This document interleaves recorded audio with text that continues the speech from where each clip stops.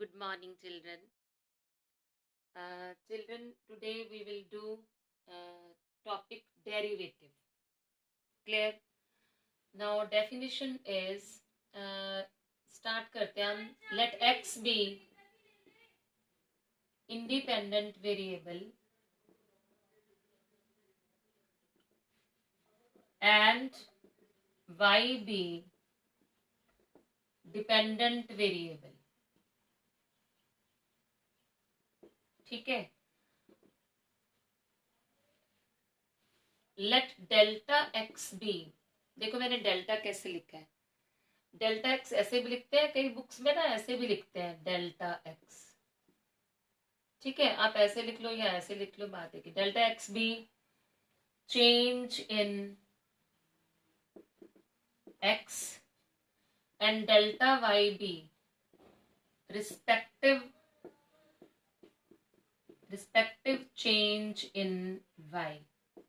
क्योंकि वो उस पर डिपेंडेंट है वाई, तो उसके चेंज एक्स के चेंज का वाई पर भी फर्क पड़ेगा. Then limit delta Y over delta X approaches to 0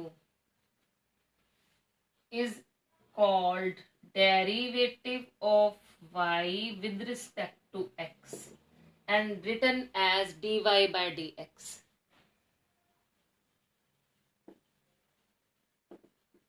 Derivative of y with respect to x. WRT means with respect to. देखो मैंने आपको पहले ही बोला था कि डेरिवेटिव की डेफिनेशन में लिमिट जरूर आती है. ठीक है, वो क्या कहना चाहता है कि change in y with respect to change in x, और वो चेंज कितना है, very very slightly change in x approaches to 0 लिखा है, and that dy by dx is called derivative of y with respect to x. ठीक है, और कई जगह पर हम dy by dx को y डैश भी लिख देते हैं. कई बार हम इसको y1 भी लिख देते हैं. डिफरेंट बुक्स की मैं नोटेशन बता रही हूँ. और कई जगह पर f डैश x भी लिख देते हैं, क्योंकि y को हम fx मानते हैं, तो हम y डैश अगर कह रहे हैं तो उधर f डैश x भी कह सकते हैं. ठीक है, तो ये सारा क्या है, ये सारा डेरिवेटिव की डेफिनेशन है. अब आपके सिलेबस में जहां पर भी फर्स्ट प्रिंसिपल लिखा हुआ है, बस वो 2 वर्ड्स काट देना, फर्स्ट प्रिंसिपल. क्लियर? बाकी क्वेश्चन सारे करने हैं, हम डायरेक्ट मेथड से करेंगे. सो फॉर्मूले लिखिए, डेरिवेटिव के फॉर्मूले हम डायरेक्ट मेथड से ही करेंगे, यही सिलेबस में है हमारे. नंबर 1, किसी भी कांस्टेंट का, अगर के कोई कांस्टेंट है उसका डेरिवेटिव 0 है. ठीक है, इन अदर वर्ड्स मैं यहाँ डेरिवेटिव लिख दूं, डेरिवेटिव ऑफ. ठीक है, इसको वैसे हम अगर प्रॉपर लिखे तो ऐसे लिखते हैं, derivative of K with respect to any variable is 0. Constant का डेरिवेटिव हमेशा 0 होता है, चाहे विद रिस्पेक्ट टू x हो, चाहे y हो, चाहे z, कुछ भी हो. ठीक है. सेकंड,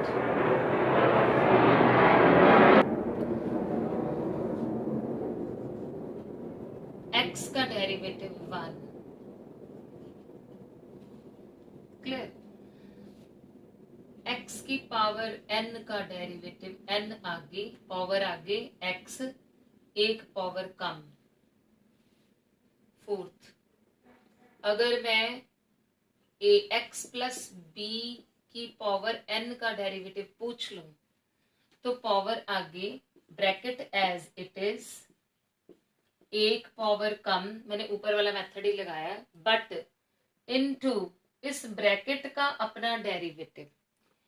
जैसे x का डेरिवेटिव 1 है तो ax का डेरिवेटिव a होएगा, और b एक कांस्टेंट है, b का डेरिवेटिव 0 होगा, कांस्टेंट का डेरिवेटिव 0, तो आपका इसका पूरे का डेरिवेटिव ये आ रहा है।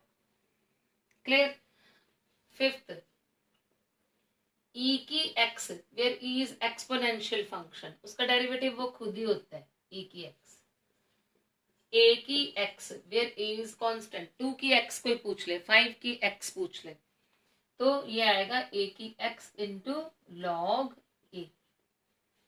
वैसे तो इसके साथ log e आना चाहिए ऊपर, इंटू log e अगर हम नीचे के हिसाब से देखें, बट log e तो 1 होता है, इस करके ऊपर के फॉर्मूले में ex का ex ही है डेरिवेटिव। सेवंथ, log x का अपना derivative that is 1 over x।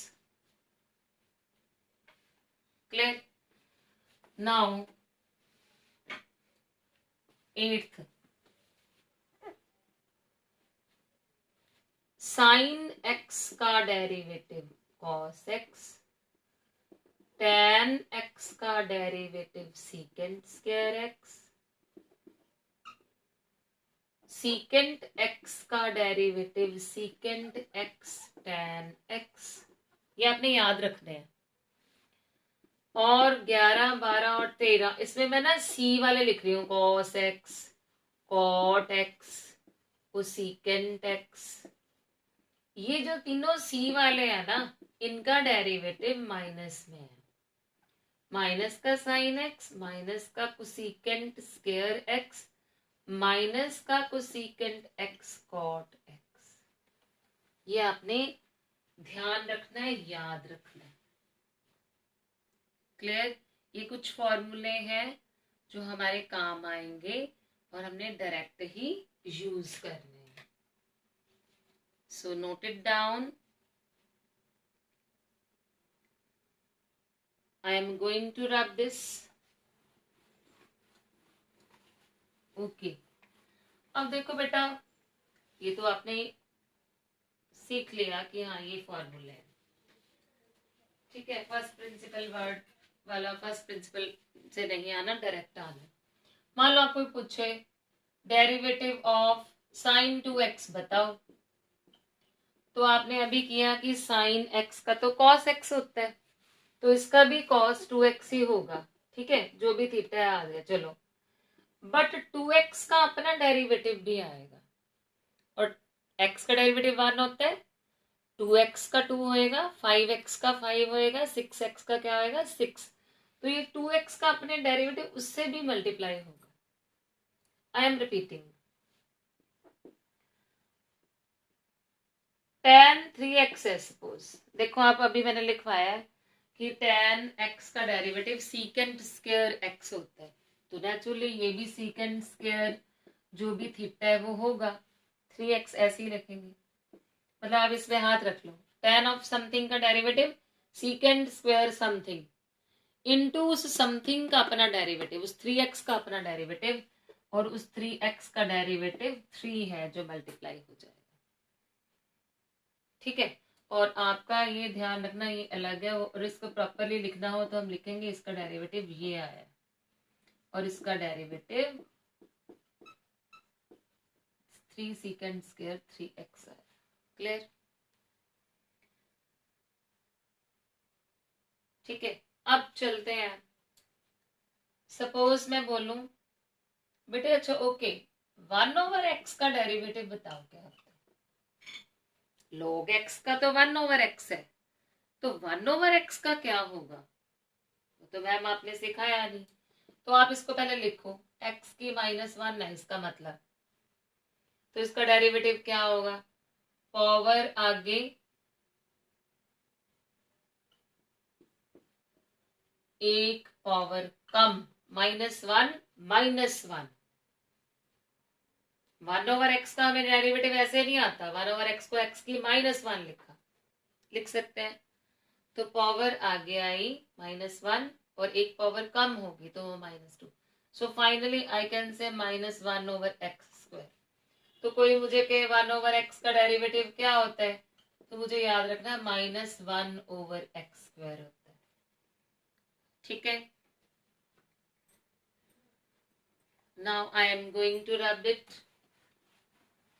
Now come to, क्योंकि बेटा आपके पेपर भी है, आप रिवीजन भी कर रहे होगे, इस करके मैं ज्यादा काम नहीं दे रही, बट क्योंकि पेपर अभी होने में काफी दिन है तो हम थोड़ा थोड़ा काम आपको दे रहे हैं ताकि आपका सिलेबस भी होता रहे, फाइनल पेपर में प्रॉब्लम ना हो, और ज्यादा नहीं दे रहे क्योंकि रिवीजन भी आपने करनी है। तो देखो 13.2 का फर्स्ट क्वेश्चन है,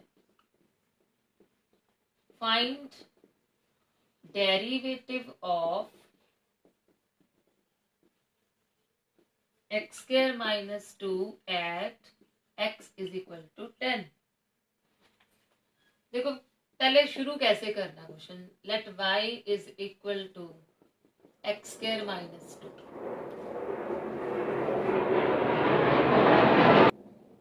डिफरेंशिएशन या differentiate with respect to x, तो dy बाय dx आएगा, और आपको पता है एक्स स्क्वायर का डेरिवेटिव पावर एक आगे 2 आगे एक्स पावर एक कम होगी, कांस्टेंट है ये वाला 2 ये वाला, तो ये तो 0 है, तो आपका फाइनली dy बाय dx आया 2x, बट उसने कहा है at x is equal to 10। देखो at x is equal to 10, इसको ऐसे पढ़ते हैं dy by dx at x is equal to 10, 2 into 10 answer is 20। So I hope आपको ये क्लियर हो गया, ठीक है। नाउ नेक्स्ट, मतलब डेरिवेटिव निकालने के बाद वैल्यू पुट करनी है एक्स की, कई बच्चे पहले एक्स की वैल्यू पुट कर, नो, डेरिवेटिव निकालने के बाद एक्स की वैल्यू पुट करनी है। मान लो मैं थर्ड क्वेश्चन करती हूँ, उसने कहा find the derivative of x, तो मैंने let y is equal to x ले लिया, ठीक है। कहता है at x is equal to 1, चलो पहले हम dy बाय dx लिया, x का डेरिवेटिव 1 होता है, और क्वेश्चन क्या था, find derivative of x at x is equal to 1। अभी तक तो मैंने सिर्फ डेरिवेटिव निकाला है, x का डेरिवेटिव 1 है, अब उसने बोला है कि x की वैल्यू 1 डाल के फिर बताओ, तो यहाँ तो कुछ है ही नहीं जिसमें मैं वैल्यू डाल लूं, x है ही नहीं है, तो ये आंसर 1 ही आया इसका। इवन वो x इज इक्वल टू 2 भी कह देता तो यहाँ x है ही नहीं जो इसको चेंज करेगा, तो इसका आंसर 1 ही आना है। क्लियर? सो आपका होमवर्क है, do question 1 to question number 6, ये आपका होमवर्क है। Thank you, have a nice day, do revision and complete this work also. Thank you.